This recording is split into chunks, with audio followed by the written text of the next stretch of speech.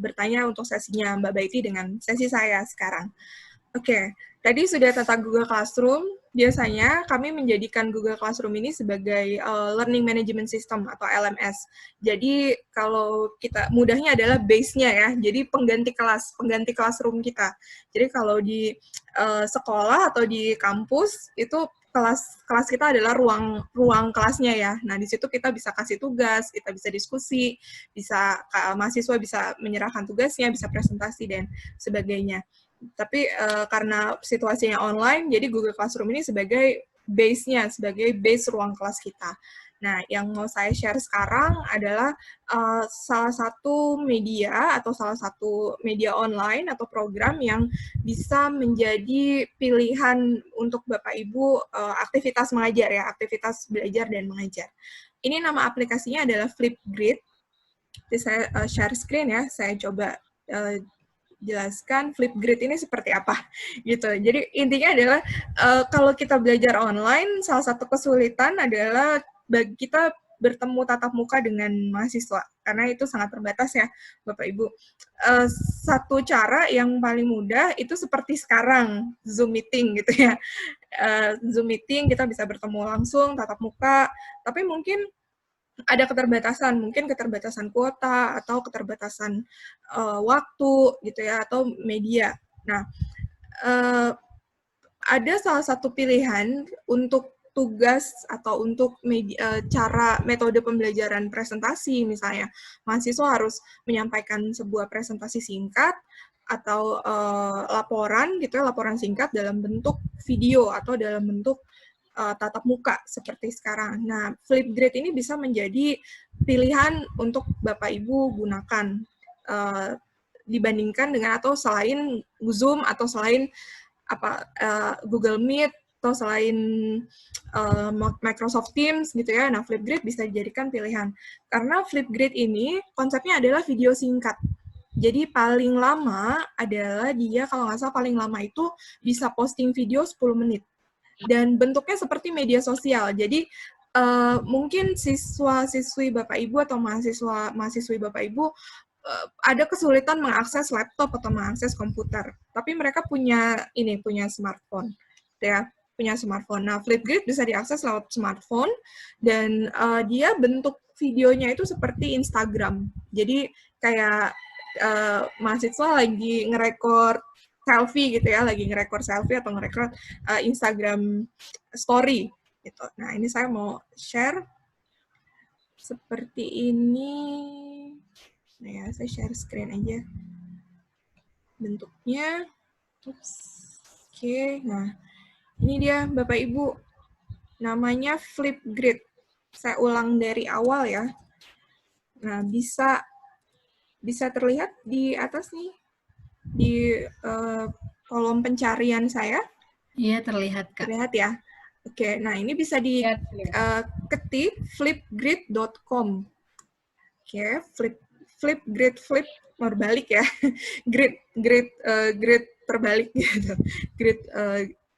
Flipgrid.com. Nah, kita buka dari awal. Nah, tampilan pertamanya seperti ini ya. Ini front face-nya. Nah, di sini dia menjelaskan ada fitur-fitur. Nah, ini yang tadi saya bilang, dia bentuknya seperti Instagram. Jadi, kalau mahasiswa atau siswa-siswi kita pakai smartphone, nah dia bentuk videonya horizontal ya, ke bawah gitu ya. Jadi portrait bentuknya. Jadi kayak media sosial, jadi lebih fun untuk mahasiswa kita. Oke, terus di sini ada penjelasan tentang fitur-fiturnya Flipgrid. Nanti akan saya jelaskan yang basic-basicnya dulu ya, Bapak Ibu ya. Nah, sini gimana cara membuatnya? Cara membuatnya di sini ada educator sign up. Kita mulai dari awal. Kalau saya udah buat akunnya. Nah, nanti saya akan jelaskan. Oh, ini sudah masuk ke akun saya ya. Nah, ini kalau sudah buat akun, nanti buat akunnya mudah Bapak Ibu ya, seperti buat email, dan bisa juga nanti di-connect kalau Bapak Ibu sudah punya akun Microsoft atau akun Google, itu bisa di-connect ke sana. Jadi nggak usah isi data diri lagi, jadi langsung sign up via Google gitu. Nah, ini dua kelas Flipgrid yang saya punya. Tampilannya seperti ini nanti untuk tampilan educator ya, tampilan pengajar. Saya mau tunjukkan dari awalnya dulu kalau Bapak Ibu harus membuat. Nah, nih kalau misalnya mau membuat, bisa ini kan login berarti sudah ada akun ya. Nah, kalau misalnya belum ada akun, bisa create one. If you don't have an account, let's create one. Nah, di sini di create one, nah ini tadi saya bilang ya, jadi bisa di-connect ke akun Google atau akun Microsoft, gitu ya. Kalau misalnya Bapak Ibu punya email Google, itu artinya sudah punya akun Google ya, jadi bisa langsung diklik aja sign up with Google. Nanti di sini akan dihubungkan mau ke akun yang mana nih. Ini di akun saya banyak email-email saya, jadi misalnya ke email ini gitu ya, nanti akan langsung terhubung gitu. Atau kalau misalnya sudah buat mau sign in, nah ini bisa klik yang bawah nih, already have an account. Nah ini juga langsung bisa misalnya sign in via Google gitu ya, sign in via Google. Saya ke email saya. Nah dia langsung masuk tuh ya Bapak Ibu ke front face atau front page-nya Flipgrid kita sebagai educator. Oke, nah kita bisa buat grid, ini istilahnya buat grid ya, atau buat kelas. Kalau di Google Classroom kan kita buat kelas tadi ya, Mbak Baiti jelaskan buat classroom. Tapi kalau di sini kita bisa buat grid, di sini add new grid ya. Kalau ini kan saya sudah ada ya, Bapak Ibu. Kalau misalnya mau buat baru, di sini ada add new grid. Nah, oke, ini nih tampilannya. Misalnya di atas ini name your grid. Saya biasanya sih menuliskannya nama kelasnya, karena ini nanti akan saya hubungkan, jadi Flipgrid ini bisa nanti di-connect ke Google Classroom, gitu ya. Nah, jadi di sini saya mau buat misalnya kelas Introduction to Cultural Studies, ya. Introduction to Cultural Studies, nama kelasnya. Oke, terus ada tipe grid-nya. Mau tipe grid yang seperti apa? Nah, di sini sebenarnya adalah tipe grid maksudnya mau bagaimana student itu bisa join ke dalam grid kita. Ya, di sini ada pilihannya ada 3. Bisa pakai school email, kalau misalnya mahasiswa Bapak Ibu punya email dari institusi yang belakangnya itu biasanya nama institusi, bisa misalnya @mahasiswa.unj.acid atau nama sekolah gitu ya, biasanya bisa langsung ke sini. Jadi dia terhubung dengan sistem email internal gitu ya, yang sama domainnya. Tapi kalau misalnya mau pakai ID, nanti si grid ini kan dia akan ada ID ya, akan punya ID gitu seperti Google Classroom. Nah ini bisa klik yang ini yang student ID gitu. Jadi ini bisa nanti jadi masing-masing student itu punya ID-nya untuk masuk ke dalam sini. Terus kalau yang ini, yang ketiga, ini educator learning community, jadi dia open, gitu ya, open, nanti akan ada linknya ini seperti yang di bawah, gitu ya, nanti siapa aja yang punya linknya bisa join ke sana. Nah, untuk saya, untuk memudahkan, saya akan pilih yang ini, yang paling terakhir ya, yang educator learning community. Jadi, siapa saja yang punya email, gitu ya, itu bisa masuk ke dalam grid-nya. Dan biasanya email, bukan email ya, apa namanya ini, code ya, code. Jadi code ini nanti akan saya share di Google Classroom atau saya share ke, biasanya saya selain Google Classroom, saya juga untuk komunikasi dengan kelas, dengan mahasiswa, saya pakai WhatsApp group atau Line group gitu. Jadi di WhatsApp group itu biasanya saya share kode Flipgrid. Jadi masuk dong ya ke sini ke Flipgrid karena nanti ada tugas nih di Flipgrid. Nanti mereka akan masuk ke kode itu. Jadi kita pilih yang ketiga. Oke. Kenapa? Karena mahasiswa saya di UNJ itu jarang yang pakai email institusi, Bapak Ibu. Karena sebenarnya memang yang paling enak yang ini ya, yang atas ya, yang school email gitu ya, atau university email gitu. Karena di situ kita secara internal kan sudah terhubung. Tapi sayangnya mahasiswa saya jarang yang pakai email UNJ gitu, email kampus gitu. Jadi akhirnya saya pakai yang alternatifnya bisa yang ketiga. Lalu ini flip code. Jadi ini code kelas kita ya. Nah, Flipgrid ini bisa kita ubah-ubah nih flip code-nya. Kalau yang seperti ini adalah yang default ya. Default biasanya dari nama belakang creator atau nama belakang educator-nya, lalu kode angka. Tapi ini bisa saya ubah. Saya mau nama kelasnya adalah, sebentar, ICS, ya, tadi Introduction to Cultural Studies, 2020 UNJ. Nah, ini available ya nama kelasnya ya. Oke, kita next. Nah, ini kalau misalnya tadi kan kita pilihnya Educator Learning Community, artinya Flipgrid kita ini bisa open ke siapa aja asal dia punya code tadi, punya URL code, gitu ya. Nah, untuk amannya, karena kan kita terbatas ya, hanya kelas kita aja, mungkin kita mau set password. Nah, kita bisa set password nih di sini. Saya mau set passwordnya misalnya Sasing UNJ. Ya, Sasing tuh sastra Inggris ya Bapak Ibu. Sastra Inggris UNJ gitu, saya Sasing UNJ ya. Oke, nah ini next. Oh, harus 8 karakter ya. Oke, misalnya Sasing UNJ 2020 deh. Nah, udah bisa ya. Jadi harus 8 karakter, lebih dari 8. Oke, next. Nah, udah deh. Jadi Flipgrid kita. Oke, nah tadi saya bilang Flipgrid kita ini bisa di-connect ke Google Classroom ya, Bapak Ibu ya. Nah, di sini Bapak Ibu bisa lihat nih di bawahnya. Di bawahnya ini ada misalnya connect ke Teams, connect ke Google Classroom, dan ini ke Remind. Oke, misalnya kita sudah punya nih Google Classroom, kelas Google Classroom, kita mau connect ke Google Classroom. Kita klik aja. Nah, kita klik, nanti dia akan buka Windows tambahan untuk mengarah ke Google Classroom kita. Nah, di sini ada classes, ya kan? Nah, ini Google udah masuk ke akun kita nih, ada classes kita yang sudah kita buat ya. Tentu saja kita sudah buat dulu Google Classroom-nya, sudah buat dulu kelasnya, baru kita bisa connect dengan Flipgrid. Nah, tadi kelas saya itu adalah Introduction to Cultural Studies. Nah, saya masukkan ke sini. Nah, terus sekalian juga dengan action-nya. Si Flipgrid ini mau dimasukkan kemana? Mau dimasukkan ke assignment, ke announcement, ke material gitu ya, atau ke ask question. Misalnya saya mau masuk ke announcement, nanti akan ada dia masuk ke forum. Ya, dia akan masukkan ke forum. Oke, nah di sini saya bisa klik go.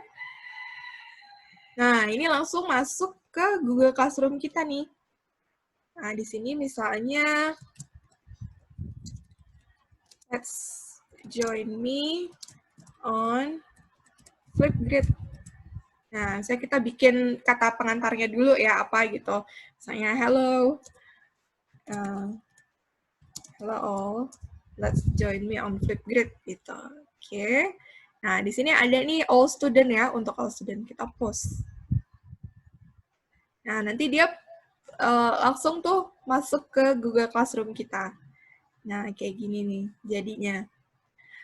Nah, biasanya mahasiswa itu, nah ini kelas saya ya, kelas Introduction to Cultural Studies. Nah, dia akan masuk ke sini, Flipgrid yang tadi kita buat. Ya, masuk ke dalam forum. Nanti mahasiswa bisa klik linknya dan langsung bisa join. Gitu. Oke, kita balik lagi. Sorry.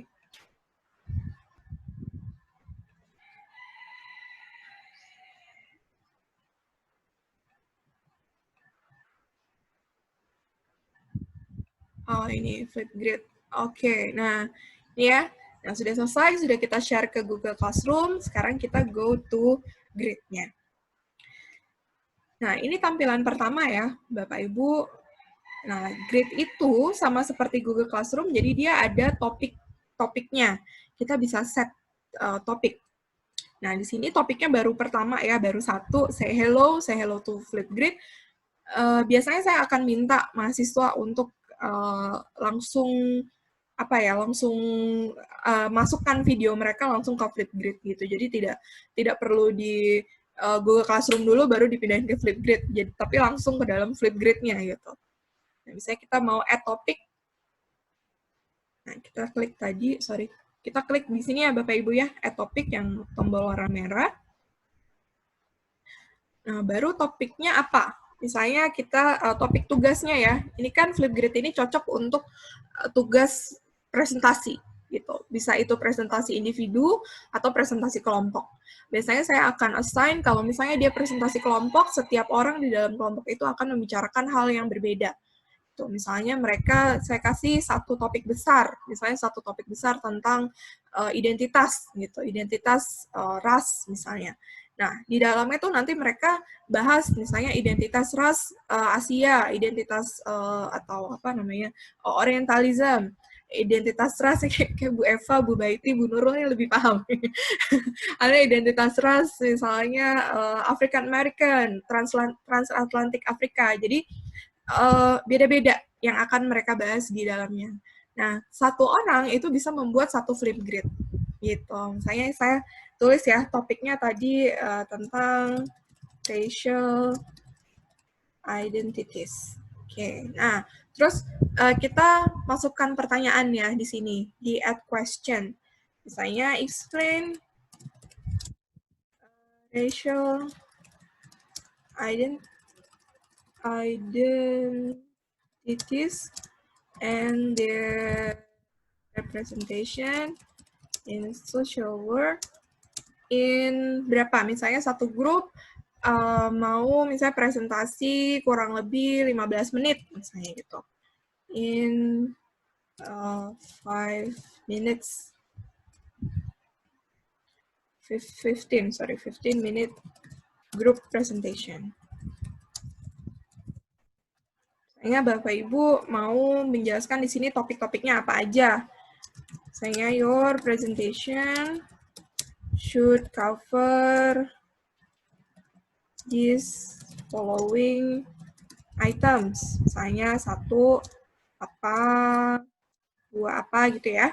Oke, terus nah ini recording time. Artinya berapa lama video yang Bapak Ibu harapkan mahasiswa bisa merekam gitu per orangnya ya. Ini per orangnya. Saya biasanya akan set paling lama mereka akan bicara sekitar 3 sampai 5 menit. Ini kalau untuk presentasi ya, presentasi yang ada materinya gitu.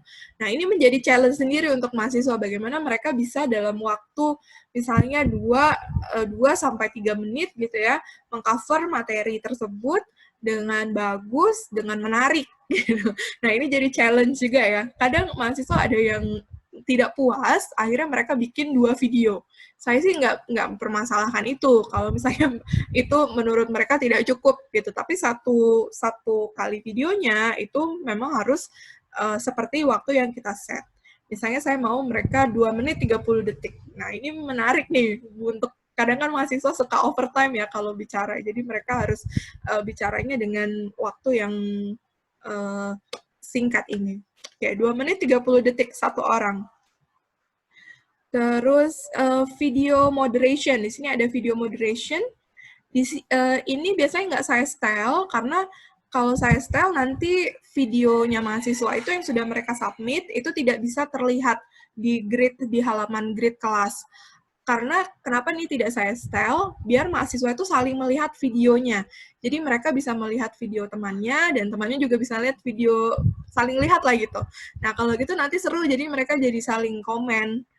Oke, jadi ini biasanya nggak saya style dulu. Nah, ini optional ya. Jadi Bapak Ibu kalau misalnya punya fitur, mau menambahkan image, atau menambahkan video, atau mau merekord video sendiri juga bisa di sini ya. Misalnya kita mau record video, kasih contoh, misalnya untuk memberikan contoh, untuk bisa di fitur ini. Atau tambahkan emoji juga bisa. Kita bisa lihat ke more option. Nah, di bawahnya, di sini ada kriteria penilaian. Oke. topik tip, misalnya Bapak Ibu mau memberikan tips untuk dapat nilai yang bagus itu gimana sih, ngomongnya harus seperti apa, harus apa aja yang di-cover. Nah, itu bisa dituliskan di sini. Ini kalau ada attachment ya, ada attachment dari tugas tersebut, misalnya bacaannya, itu juga bisa dimasukkan ke sini. Nah, ini adalah deadline-nya. Jadi sampai kapan grid itu aktif ya. Oke, misalnya saya mau men-set mahasiswa harus selesai membuat tugas mulai dari hari ini, tanggal 10 harus buat tugas video itu, misalnya sampai tanggal 13. Nah, berarti tanggal 13 itu sudah selesai. Sorry, kok ini 2 kali ya. Oke, misalnya dari tanggal 10 sampai tanggal 13.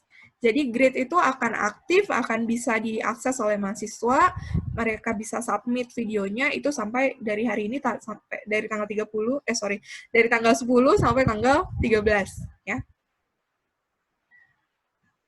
Nah, ini bisa title, mereka bisa kasih title, sticky notes, ini nanti kita bisa kasih notes ya ke videonya. Nah, oke, lanjut ya. Ini ke feedback. Ini menurut saya fitur yang cukup penting ada di Flipgrid. Jadi ada yang namanya feedback. Jadi kita bisa memberikan feedback langsung ke video mahasiswa di Flipgrid-nya. Nah, di sini ada basic feedback, tapi biasanya saya pilihnya custom feedback. Jadi di sini kita bisa add kriteria.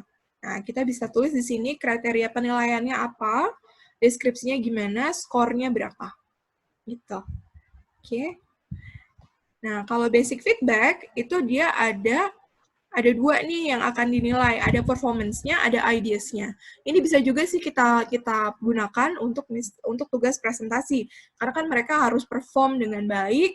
Kalau kami di sastra Inggris, biasanya kami melihat juga bahasa yang mereka gunakan, apakah bahasanya formal, fluent gitu ya, lancar, pemilihan vocab-nya juga bagus, itu, dan juga ideas-nya atau ide presentasi mereka gitu ya, tercover nggak nih topiknya gitu, mereka ngomonginnya on track nggak, atau mereka ngomongnya kemana-mana gitu ya. Nah, oke, setelah itu kita bisa create topic. Nah, ini dia, your topic is ready. Lagi-lagi kita bisa ini connect ke Google Classroom ya, bisa kita share juga ke Google Classroom, caranya sama seperti tadi. Jadi ini bisa saya lewat. Nah, nanti tampilannya akan seperti ini nih, tampilan awalnya ya. Nah, saya mau kasih tahu yang sudah jadi nih Bapak Ibu kelas saya.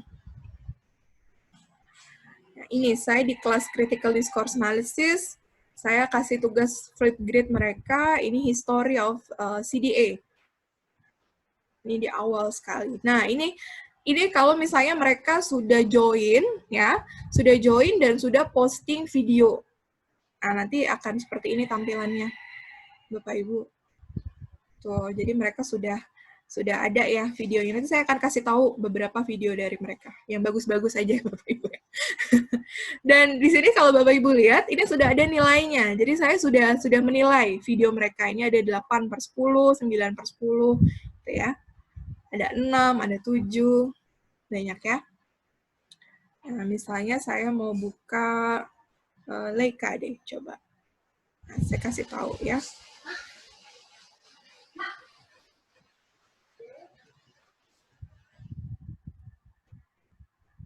Nah, seperti ini Bapak Ibu. Maaf, ini bisa terdengar nggak ya suaranya Leica ya? Suara dari videonya apa bisa terdengar? Belum. Oh, belum ya? Belum terdengar ya? Terdengar nggak Bapak Ibu tadi? Belum. Enggak ya? Oke, sebentar. Ini saya ini dulu deh. Saya cabut headset saya. By Fairclough in 1989. And I want to tell you about sekarang sudah ya Bapak Ibu ya? Nah, seperti itu kurang lebih. Jadi mereka bisa juga, sebenarnya ini sekreatif-kreatifnya mereka ya. Jadi kalau Leica ini dia menambahkan ini nih, ada diagram di atas kepalanya dia. Ini saya rasa sih dia merekord videonya dulu, baru nanti sama dia diedit gitu ya, diedit dengan menambahkan dan menambahkan apa nih namanya diagram ya di atasnya gitu. Terus sini, oke. Jadi seperti itu videonya Leika. Nah, di sini saya bisa kasih dia nilai. Jadi ada rubriknya, ada general, ini grading rubrik ya, ada ideas, ada performance. Saya kasih performance dia 5, ideas 4. Oke, terus saya bisa komen di bawahnya. Oke, di sini saya bilang impressive Leika, the explanation is clear and brief. Oke, we can use this explanation when we are discussing Fairclough gitu. Keep up the good work kayak gitu-gitulah ya. Terus nanti saya bisa send ke dia feedbacknya.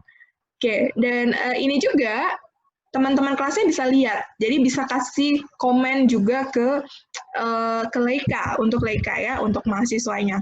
Dan di sini saya bisa kasih stiker juga.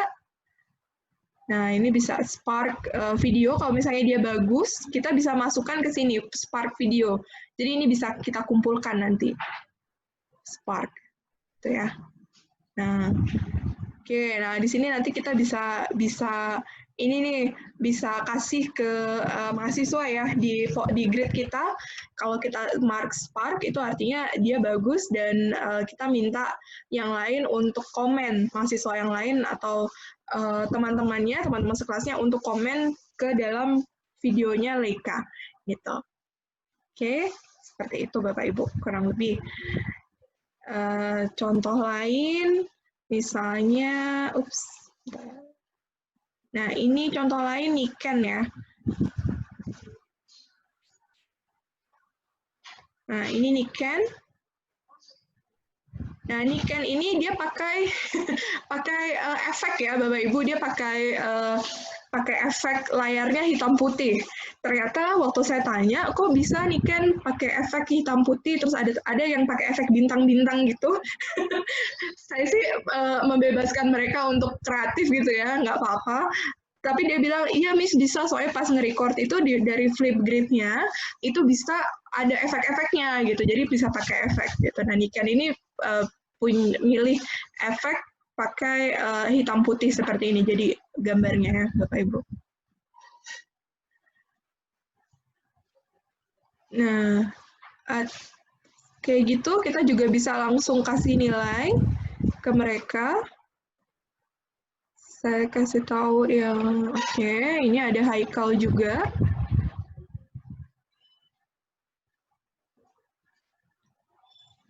Oke, nah ini kita bisa reply. Jadi tadi kita bisa kasih apa ya, video gitu. Kita bisa mereply-nya itu dengan pakai video juga gitu. Jadi ini sekarang saya lagi coba buka. Oke. Kayaknya susah ya. Jadi kita bisa nge-reply dia pakai video juga gitu. Jadi instead of kita ketik di komen, kita bisa bikin video feedback gitu buat Haikal. Oke, seperti ini. Kayaknya ya. Seperti itu ya, Bapak Ibu, kurang lebih untuk Flipgrid. Nah, ini untuk membuat topik detail kita bisa kasih ini ya, kita bisa kasih GIF. Ini kalau saya kasih GIF seperti ini, terus lalu deskripsinya jangan lupa, lalu flip code-nya. Gitu. Oke, gimana? Ada pertanyaan dari Bapak Ibu sejauh ini? Itu ada pertanyaan dari Bu Elita, Bu Lisya. Oh, dari Bu Elita. Oke. Mungkin dari sisi apa namanya, kuota dan lain sebagainya. Iya. Oh, oke. Iya, benar-benar. Oke, dengan Zoom ya, dibandingkan dengan Zoom. Baik. Oke, apa keunggulan Flipgrid dengan Google Classroom? Keunggulan Flipgrid, ini sih Mbak Elita, karena kalau Flipgrid kita bisa, emang dia fokusnya ke video ya, jadi video based learning gitu, jadi memakai video. Menurut saya ini cocok untuk ketika kita ingin mengajar dengan presentasi, metode presentasi, atau untuk misalnya mata kuliah khusus yang kemampuan speaking mahasiswanya yang diperhatikan, yang menjadi fokus gitu, kayak ya mata kuliah speaking atau public speaking gitu ya misalnya, karena kan mereka harus merekam dirinya sendiri, presentasi, bicara gitu dengan topik tertentu dalam waktu tertentu. Kalau Google Classroom bisa juga, misalnya mahasiswa merekam dengan gadgetnya sendiri gitu ya, kita kumpulkan di Google Classroom gitu. Tapi kalau Flipgrid jadinya lebih, karena dia juga bisa kan terkonek dengan Google Classroom gitu, lebih apa ya, lebih terstruktur aja, lebih rapi gitu jadinya. Jadi mahasiswa juga nggak pakai, misalnya mereka pakai aplikasi kamera yang beda-beda gitu kan, yang lain-lain, itu kan nanti akan membingungkan lagi, akan menyulitkan lagi. Tapi kalau Flipgrid sudah langsung pakai video atau pakai aplikasi, merekamnya langsung di Flipgrid aja gitu. Jadi lebih seragam, lebih sama. Kalau di Google Classroom bisa juga, nanti kita bisa connect ke Google Classroom atau mahasiswa bisa di Google Classroom maksudnya video jenis tugas bentuk video itu bisa juga gitu. Tapi kan kalau di Google Classroom itu banyak juga tipe-tipe yang lain, kayak mereka bisa upload doc, mereka bisa upload PDF, bisa upload Excel gitu ya, bisa upload video. Tapi kalau di Flipgrid ini hanya video aja gitu, jadi lebih fokus aja sih menurut saya, jadi lebih handy, lebih praktis gitu. Kalau mau tugas video kita ke Flipgrid aja yuk gitu. Ya, itu sih menurut saya gitu. Ada lagi pertanyaan dari Bapak Ibu? Oke. Atau ada komen, ada yang pernah pakai Flipgrid sebelumnya?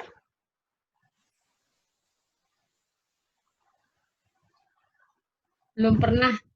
Belum pernah, Tapi Ibu. Pingin. Iya. Coba Bu, Bisa seru nggak seru ini? Bu, Bisa dicoba. dicoba, Bu. Seru. Nanti next semester nih ya. Iya, nanti next semester cari Bu dulu mungkin ya. bisa dicoba. Coba ya. Sejauh ini sih saya tanyakan respon ke mahasiswa, terutama yang tadi yang kelas CDA, mereka bilang fun Miss, cukup fun gitu. Jadi mereka enjoy aja sih. Terus kata mereka bentuknya kan kayak Instagram gitu ya, Mem. Jadi waktu dibuka tuh langsung portrait gitu kayak Instagram. Jadi mereka kadang ya. Iya gitu, keasikan lama Miss uploadnya karena mereka milih-milih efeknya dulu gitu. Milih stiker-stikernya dulu kayak gitu deh gitu. Tapi ini sih responnya bagus sih dari mahasiswa gitu. Jadi bisa jadi alternatif lah, jadi alternatif dibandingkan sama yang lain, model-model yang lain. Begitu, Bapak Ibu. Oke. Semoga bisa dan telaten. Bisa Bu, bisa. Bisa Bu, bisa. Oke, Bapak Ibu, karena kita waktunya juga sudah mau selesai, jadi saya lanjut dulu ya. Lanjut dulu karena di pertanyaan belum ada lagi ya. Belum ada Kak. Belum ada ya. Oke.